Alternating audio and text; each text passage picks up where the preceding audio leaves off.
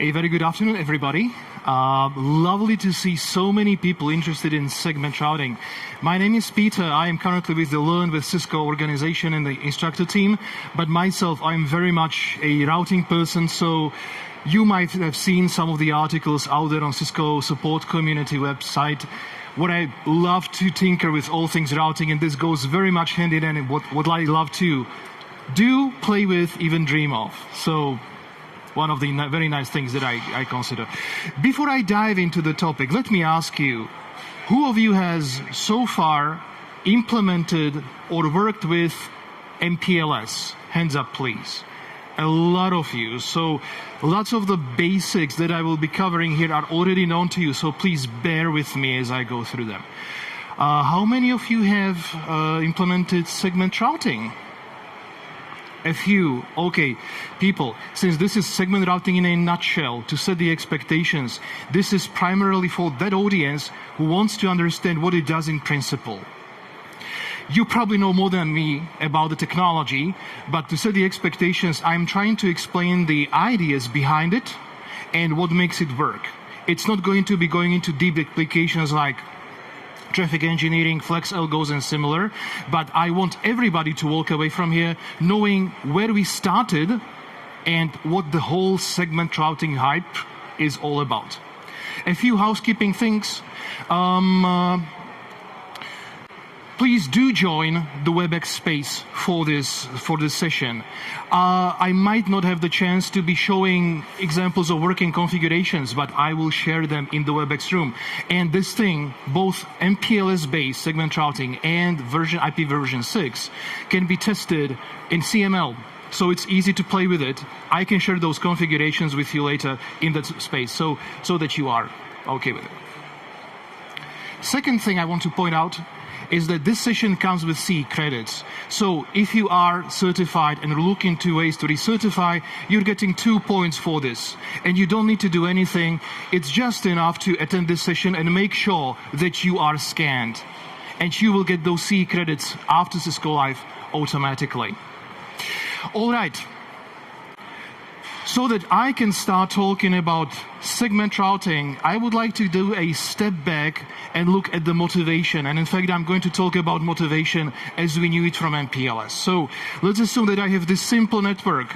There is the sender host on the left side and the receiver 10 to 22 on the right side. I'll be always interested in that receiver.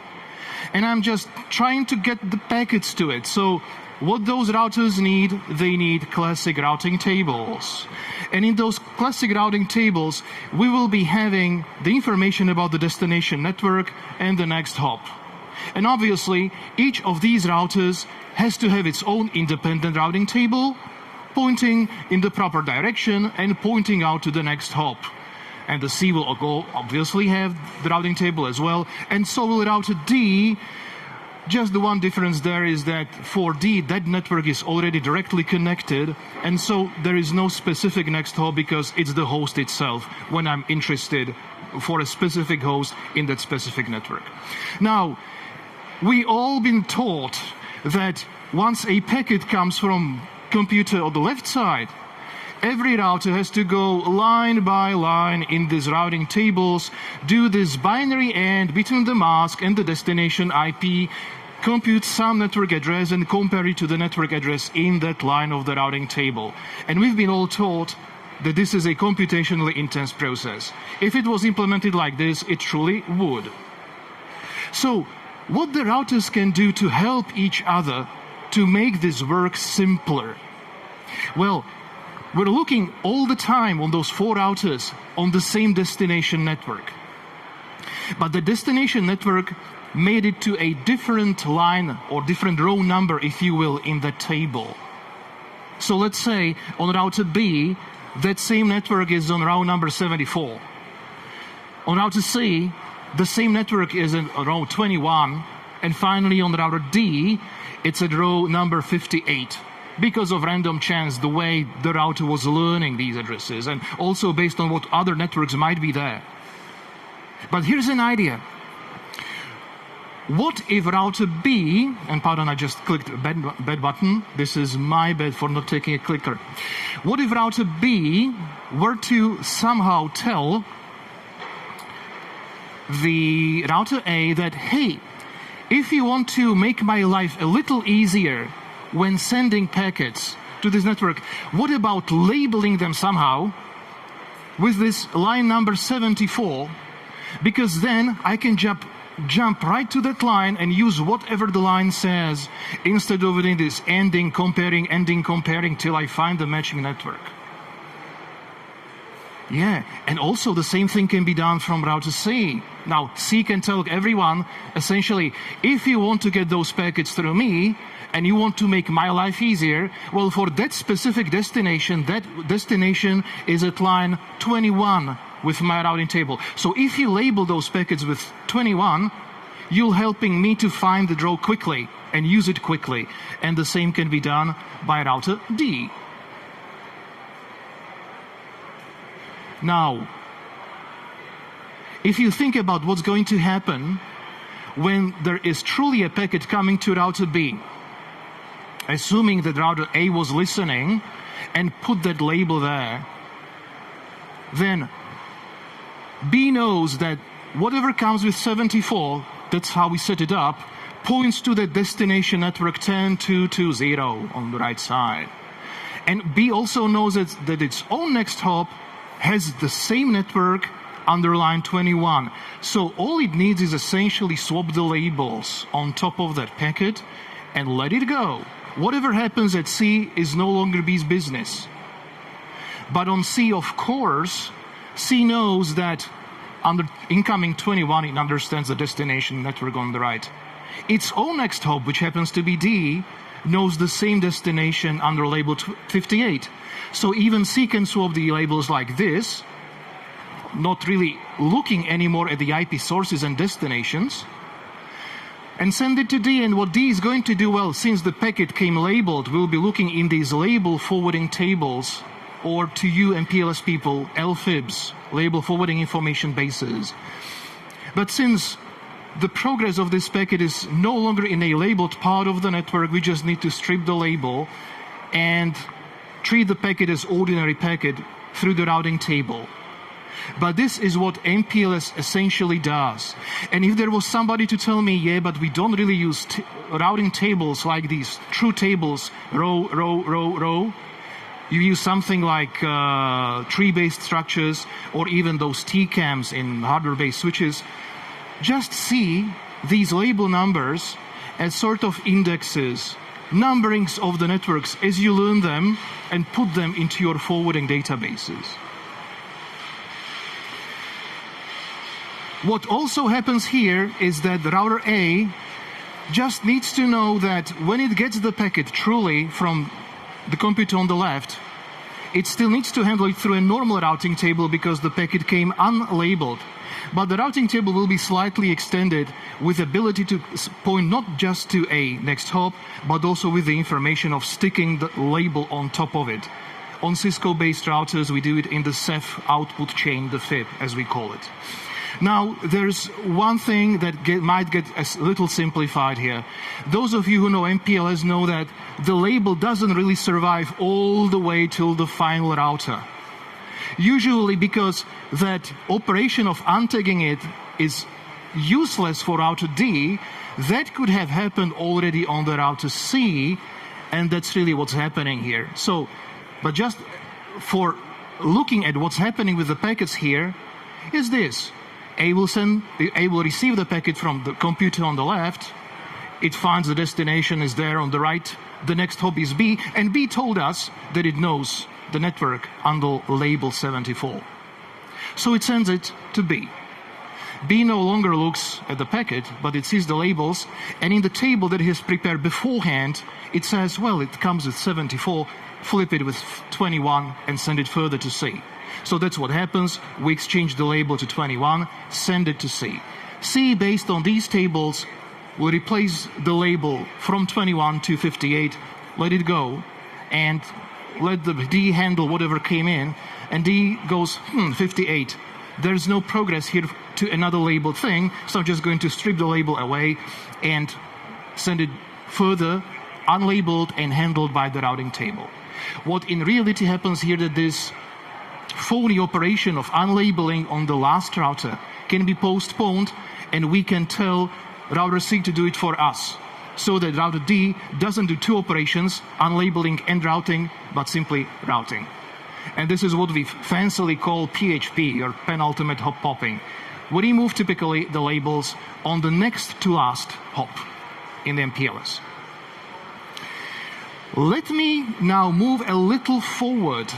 Let's imagine that I have also deployed IPv6 on top of IPv4. I'm not sticking all those addresses here, but all that IPv4 addressing that I spoke about and the one that was used to set up those labels is still here, unchanged.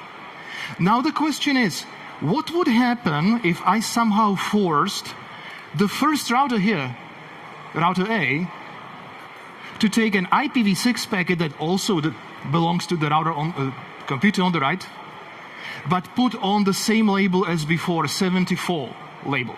What happens? Well, to the router B, there's really no difference. Router B sees a labeled packet. It doesn't inspect what's underneath the label. It doesn't care really. Labels are what matters. And for them, router B knows, well, swap with 21 and send it further. We didn't care that suddenly the thing under the label isn't what we set up the label towards to, what we mapped it to, but it goes in the same way. The same thing happens on 21. Well, 21 says pop, so we will remove the label and have the IPv6 packet pass on to router D unlabeled, hoping that D will somehow understand now what to do with it. What I'm pointing to is that both IPv4 packet that initial made all the sense and IPv6 packet now, for which we haven't set up the labels but we used already those that exist, have traversed precisely the same path and have received precisely the same treatment. That's gonna be important. And let me push even further. What if, with some data structures I'm not even going to talk about in this slide, I was able to tell that if a frame, not even a packet, but if a whole frame, Ethernet frame, comes from the computer on the left, I will stick it inside another Ethernet frame, which I'm obviously using between the routers, and put on this starting label of 74. What's gonna happen then? Well, to router B, it doesn't matter. It sees a label, so it does what the label forwarding table is asking it to do. Swap the label and forward it to C. So even this encapsulated frame would somehow make it to C, and then, well, at least based on these LFIBs, it would get unlabeled. Well, now we would get a little problem here because it's unexpected to receive an Ethernet frame inside an Ethernet frame. So D would not precisely know what to do right now. That's why this example is a little contrived. But what I'm pointing to is observation number one I want you to remember for the whole time. On a given router, the label essentially represents an instruction. It tells it what to do. The same label on a given router always invokes the same instruction, no matter what's underneath. So it's a command, you do this with the packet or frame or whatever you're transporting. Please keep this in mind. I'll be coming back to this. Now, to fix the example from the previous slide, what we're doing here really is that we can use the whole stack of labels. We can have multiple labels. That missing data structure that I wanted to skip before is essentially what I would call a cross-connect table that says that all frames coming on this interface will be sent to that neighbor with that label. And that's it. And the opposite direction, if a frame or whatever comes with a given label, I'm going to just blindly forward it out that interface. This is perfect for those layer 2 interconnects, layer 2 pseudo wires, quasi kabliky však. So, this is what we can do. have an agreement between A and D as the terminating devices of this special treatment, that if I want to pass a frame, and if I want the frame to just blindly go out to the computer on the right, it should be received on router D with a dedicated label of 92. That's an instruction. But on top of it, I need to get such a labeled packet to router D in the first place. So what do? 2 labels on router A. The bottom will be, sometimes we call it the service label or the VPN label, any way you want. And the top one will be the transport label. The top label is taking care of getting the packet somewhere else, and the bottom label is taking care of handling it over there. So what would happen here is really 2 labels. The top sequence is probably burned in your memory now, 7421, that's how we get the packets across. And 92 would signalize to router D that this is really a pseudo wire and we're sending it out with a specific interface. The same repeated idea here, by the way, again click thoroughly. The same basic idea would happen if I had multiple virtual routing and forwarding tables. This is what we use in MPLS L3 VPNs. Again, we label different networks in different VRFs with unique labels on the outgoing edge router. We signal those special labels using BGP, and to get the packet across the whole network, we use 2 labels. The bottom one will become the service label for the receiving device to know where to go, what to do with that packet. And the top label just takes care of transporting that frame or packet or other PDU across the network. And again, what I'm trying to get to with this, observation number 2, the label stack on a packet forms a sort of a forwarding pipeline, a combination of actions. You get the packet somewhere based on the top label, then you remove it, and you do something else based on what remained as a label in that packet. And you continue this as long as there are any labels. And this also leads to another observation that governs both previous comments about a single instruction and about the multiple instructions. The moment the starting router puts in this label stack, it sort of seals the fate and the path and the handling of the packet entire the whole route, because what's gonna happen is expressed by those labels. So the incoming router has a huge power over what happens to that packet, because it sort of lists those instructions inside the packet itself. Third thing I want you to remember, there will be more, but these 3 I will be referring back to. This is essentially how MPLS works. Now, the way we used to deploy MPLS is that we do a lot of protocols to make it run. First of all, we need classic routing protocols so that we have destinations and we can assign labels to them. And the routing protocols still look for the best paths. Then we have a mechanism that advertises the labels to those networks, and that's Label Distribution Protocol, or LDP. If you were using traffic engineering, you had to set up those non-best paths, different than best paths, oftentimes based on available bandwidth or even on explicitly named next hops. Those labels had to be set up by something else, and we were using the Resource Reservation Protocol for that, RSVP, that provided these label mappings. And if you were using either VPLS, BGP-based VPLS services, and certainly L3 VPNs, we needed the BGP to advertise those possible destinations and labels to them. So this is pretty much a rich stack of protocols.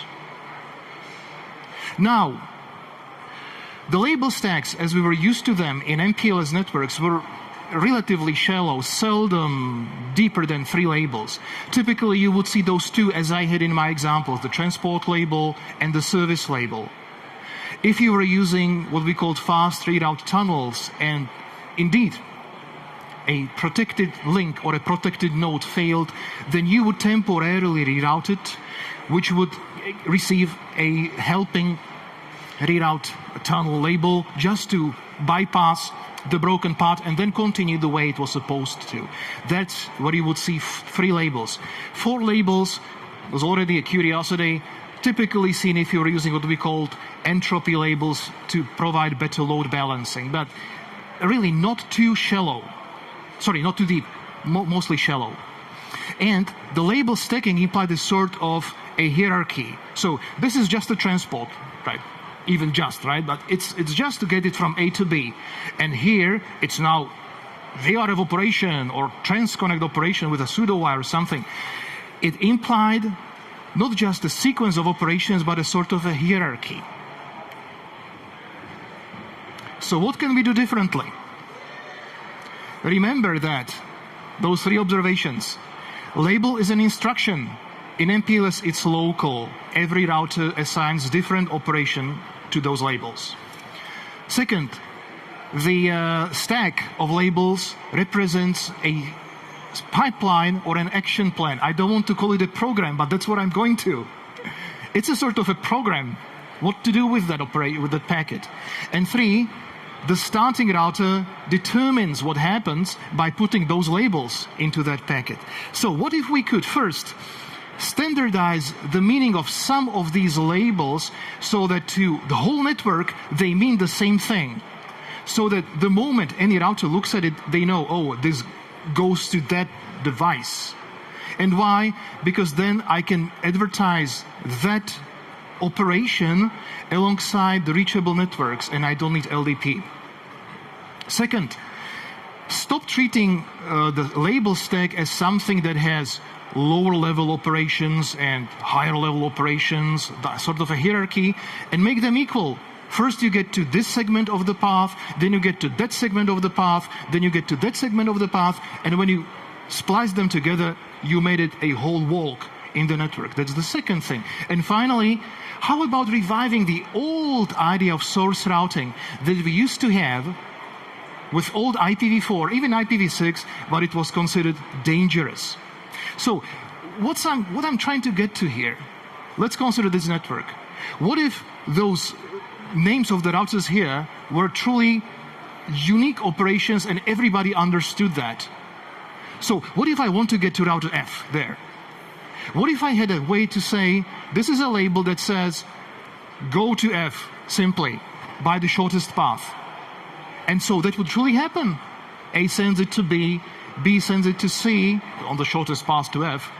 C is the last hop before F, so C strips the label and we get it on the router F. Simple and easy to troubleshoot also because the label seems to be the same thing. And of course, if somebody says, and what about the bottom path? It's just the equal cost path. Of course it is. So the same sequence of operations could also happen through the bottom side. That's fair. Second thing, those label stacks. What if I wanted to have an engineered path from A to D, but through C? How would I do that with these unique labels, globally understood? Well, let's put there a stack that says, first to C, then to D. Here you go. 2 labels. Well, we always care about the first one in the stack or the top one. The first says, go to C. So we go to C. Perfect. Now, B strips it before B is the last hop before C. C gets it, and C sees, well, the label says go to D. So I go to D. And G happens to be the last before D, so it strips it. There I have an engineered path. No RSVP, people. Not that it would be evil, but I don't need it here. And finally, what if I wanted not just go through this node, but also go out this link? This requires a trick. I need also to give some local IDs to those individual interfaces. Because they are local, they mean something else to different routers. That's why I am repeating those labels here, those lowercase XYZ, but they would now have only meaning to the given node and to nobody else. but they could still be used. And so what if I then could say, let's take it differently. I'm creating a label stack that now contains 4 labels there, and it says C, then Y, then Y, then F. What happens now? Well, first of all, it goes to C because that's what the label says. Of course, B is the next router before C, or the last router before C, so it strips that label. C receives that labeled packet with one label S, but the top label says Y. The Y interface on router C leads to G. Fair, so we do precisely what we should be doing. We forward that packet to G and strip that label because we have just handled that instruction. What does G do here? Well, to G, label Y means go to D. Well, go out that link that happens to go to D. So we do that. We also strip the label because that instruction has been handled and move over. And what does D now do? Well, it says go to F. So we go and we end up with this zigzag path. Notice that I no longer treated those labels as something special. This is a transport and this is a VRF. It's just this segment of the path, that segment of the path, that segment of the path. They become equivalent in terms of importance. But it's just the way I'm looking at them, right? It's not that they would be different in the packet. So, segment routing is precisely about these ideas and principles. Those segments, of course, they are parts of the topological process that needs to happen, but ultimately to a router, they interpret an instruction because to make a step, you need to do something with the packet. So that step is encoded in that instruction. Now, forwarding by the shortest paths as provided by the routing protocol itself will be considered the baseline for which we don't need label stacks. A single label is enough because everybody understands shortest to F, shortest to C, shortest to D. But if I want to go through some more explicit paths, maybe based on some constraints, maybe because I specified precisely how they should look like, that's where I will be using label stacks, indicating the segments of the path. And I won't need extra signaling here. All I need is either OSPF or ISIS with segment routing extensions to be able to advertise these prefixes and segments, and BGP, of course. No LDPs needed, no RSVPs needed, which is a nice thing. Now, regarding those segments, I've already used those 2 types. One is global, whose identity is known to everybody in the domain that uses this concept, and their identifiers have to be unique because they represent different operations that everybody needs to consistently understand. Local segments are the ones that only have a specific meaning to a specific router. There may be a different router using the same number as the segment ID, but that router will probably do something very different with the same packet.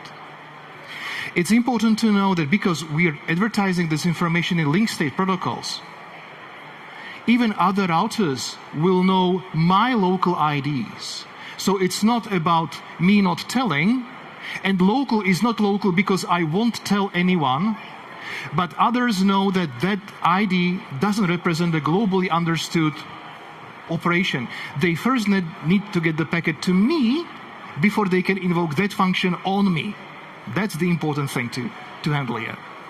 So in this example, all those A, B, C, D, E, F, G were in fact global segments because I had them advertised and I had made them unique and everybody knew what that meant. And those small X, Y, Z, they were local segments, and even though they were repeated on every router, they represented a different interface from the device's point of view. Now, there are many types of segments when it comes to their use. I'll only talk about 3. The basic one is a prefix segment that represents a reachable network. Interestingly enough, you have to configure these manually. It's not that the routing protocol would automatically start assigning IDs to them, but simply because it cannot guarantee that they would be unique. It's you who need to be setting up those unique identifiers for prefix segments. There is a special case between prefix segments, and that one is called a node segment. That's simply a prefix segment, typically a loopback address corresponding to a device, not to a faraway destination. And this is what I was actually using in that network, node segments. And the second type is adjacency segment that represents a specific interface or their set on a device that can be used to forward a packet. So here, not just those A and G, O to G, were global segments and XYZ were local, but they represented an instruction.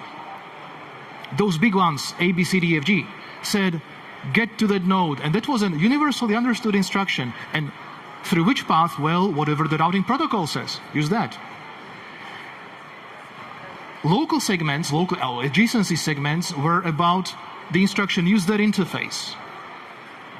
See, I'm starting to talk more about instructions, almost like a code, a program for the packet, and not that much about how it's supposed to be handled, because that's already going to be done by the routing protocol or the local setup. Now, those segments, they need to have an identifier. When it comes to the identifier, the natural question is, where does it come from? Because they are numbers, they are those labels, in fact. Well, for the prefix and node segments, you have to configure those manually. You just need to go to the router, segment routing MPLS, there is going to be a section about connected SIDs, and you will explicitly say, this is the IP address of the loopback saying, and this is what we call an index. That's going to be the unique ID, and the unique numbers is your responsibility. You could say, well, this requires some configuration overhead. That's true, but typically you only configure this once when you provision a new router, just like loopbacks, just like router IDs. Once it's done, it stays, it's stable, which is perfect. So yeah, a couple of more lines in the config, but you don't need to touch it again. Also, what's very interesting, those of you who run MPLS, you know that the moment we bring up the network, IGP populates your routing tables, LDP starts advertising a label binding to every IGP learned network in your routing table. Not here, unless you manually specify a segment ID for your loopback, none is going to be advertised. Of course, none is going to be put in the LFIP. So here, there are way fewer entries in the LFIP tables because there are way fewer labels advertised. Adjacency segment IDs, on the other hand, are assigned locally by the operating system and by the routing protocol, so you don't need to handle these. If you so need it, it's possible to also enforce a unique ID, unique on the router, to an interface, if you so wanted. But if you don't do that, the router will do that for you. And finally, you might have heard something about the segment routing global block. Well, you have to remember, what we're doing here is adding a new logic on top of the MPLS data plane. The MPLS never stopped working here, and the basic MPLS, the handling of the labels, the swapping of the labels, stays precisely the way it was. However, that means that the labels still have only local meaning. And what's worse, you may have different routers where they, by their construction, by the operating system capabilities, may advertise or use different label ranges. So what happens here is that typically that segment ID is configured as an offset into a certain range that the specific router supports. And so the resulting label number, which only encodes the instruction or the SID, but is not the instruction itself, is local to the router.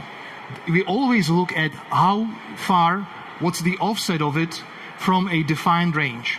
Now, by default, this range is configured to be this one, and it is extremely strongly recommended not to touch it unless you know why you need to change it, because that makes those labels very simple to follow. they don't change over different routers because they have those same IDs, same offsets, so within the same range, yielding the same label values. So far, so good. Okay, now brace yourselves. SRv6 becomes a completely different beast, keeping the same idea, but trying to do the same thing with IPv6 alone. Clearly somebody thought, well, I've got those 16 bytes in the address, I paid for them, I'm gonna use them all. And this is what happens here. I'm coming back to the third idea, that the router determines what happens with the packet as it puts on those labels. We did have something like source routing in the oldest IPv4 even, but of course it was a security risk because a sender, if it knew what routers were there, could put into the packet header the sequence of routers to pass through and bypass your firewalls, bypass your security measures. So for a long time, the routing headers in IPv4 and even in IPv6 were considered a security threat and unsupported or switched off or ignored. Now we are leveraging the same idea of routing headers, holding extra hops for the use here, so that we can have that explicit path specified by the segment IDs, or even do some operations. But remember, I need to be operating in terms of IPv6 addresses here, because that's what the routing header is about, addresses. But those addresses have to represent the segments as we had them before, a path to a router or a local operation, something on that router. So now it becomes a sort of arithmetics that we do with the IPv6 addresses, that we encode the instruction in them. Let's take this one here, for example.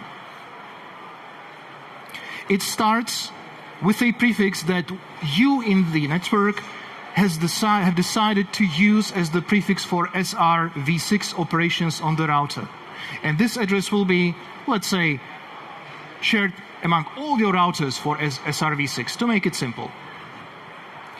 The next hexted, as they call it here, will be the node ID, the router ID, as I had before, A, B, C, D, E, F, G.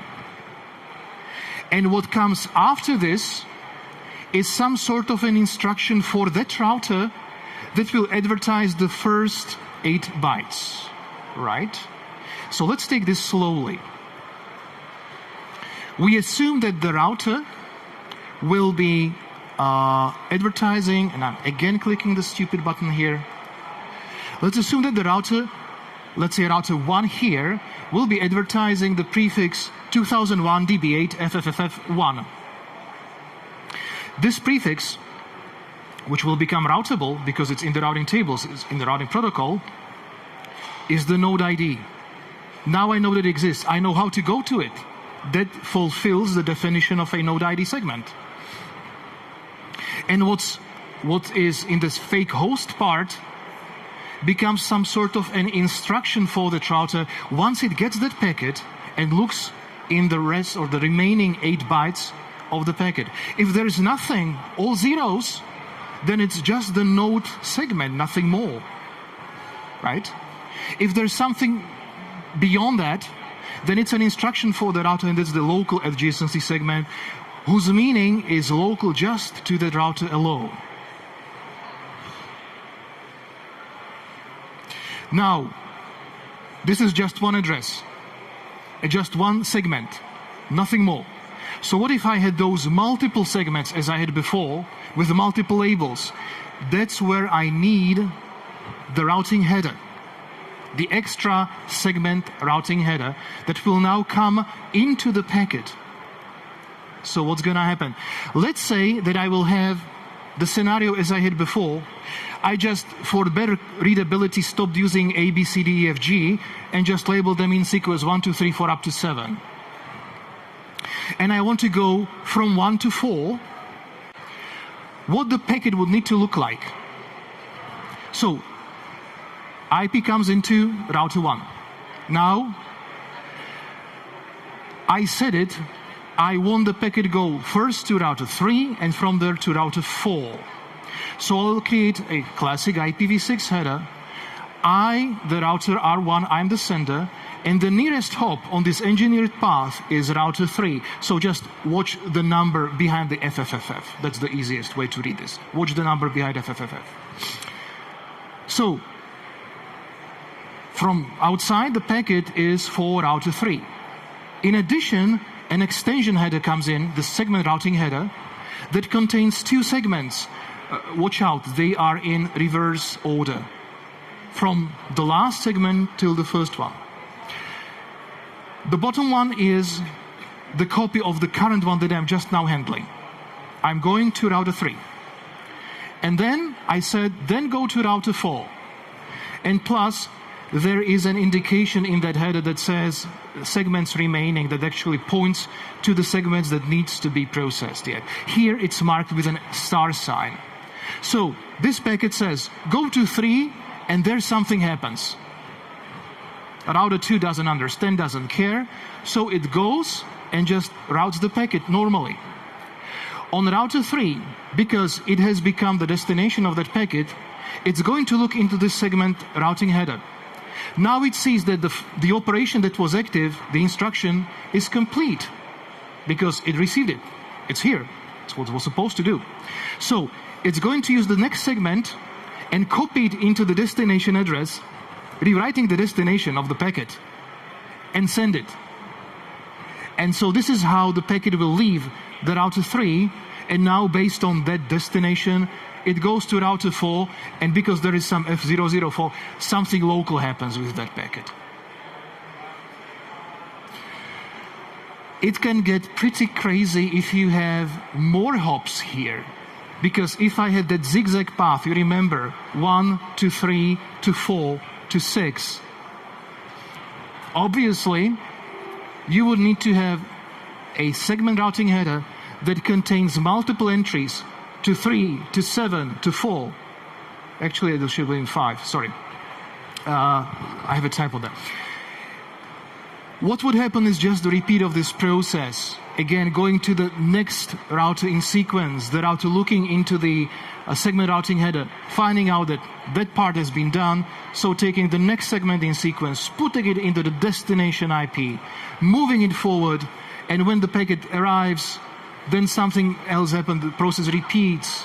So we move through those segments and copy them slowly into the destination and move forward. Now, if you think about it, it makes sense, but it consumes a lot of space.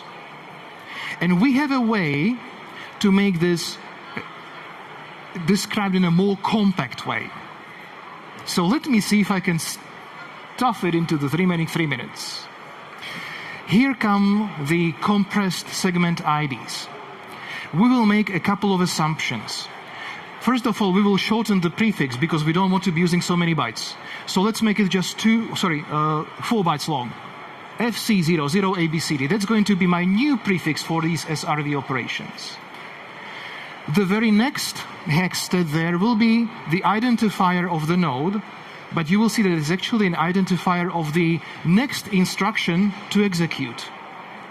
And the rest is more instructions in the pipeline, right? Now, these would be node segment IDs for node 1, 2, 3, and so on. Furthermore, I will have every of these nodes advertise a /48, but no more specific routes.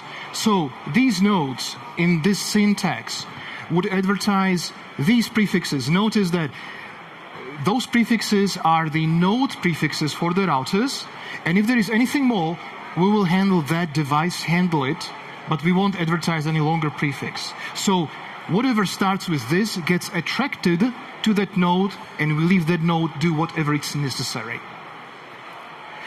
We will then encode precisely the same zigzag path, the network program, in this single destination IPv6 address. FC00 ABCD 1, 2, 3, and then the full 4. Well, if I send such a packet out, it's going to be the node 1 that first attracts it because that one advertises the best prefix for all the possible destinations here. What's going to do this node? It's going to strip its own microsegment ID, just that hexstat, strip it from the address. It will produce a new destination address that is shorter and send it. This packet will get attracted by node 2 because now for this new destination, it's the best one that advertises it. We repeat the same operation because the operation says get me to 3, we'll send it to 3. And the 3 will execute whatever was there as the operation. So in that example that I had, the whole thing would get way simplified because this is how the progress would look like just with the shortening of the destination address for now just 5 and so on. Pardon me. We're running a little behind here. Just want to come back to this slide here.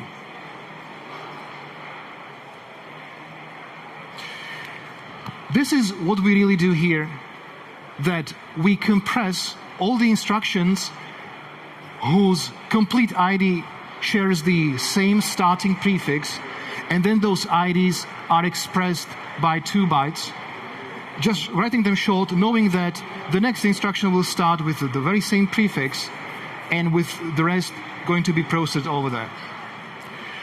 Overall, this whole process, as we have seen it, and this is the very last slide I'm going to bother you with, provides a very nice take on the best of what we had in MPLS. Because in MPLS we had all that engineering, simple tunneling, simple handling of packets through an infrastructure that didn't even understand them because all they cared were the labels. And segment routing MPLS gives me a simple way to leverage my MPLS data plane with less overhead in the protocols. And segment routing version 6, it offers a sort of a unified basic data plane because we're coming over to IPv6 only, and so we will be running it anyway. And one thing that is highly praised about SRv6 is that we can do summarization, since those prefixes hide the operation underneath. That was not possible with labels that have no prefixes or anything of the sort. A cool thing to look into. And with this, thank you very much, and also thank you for the patience.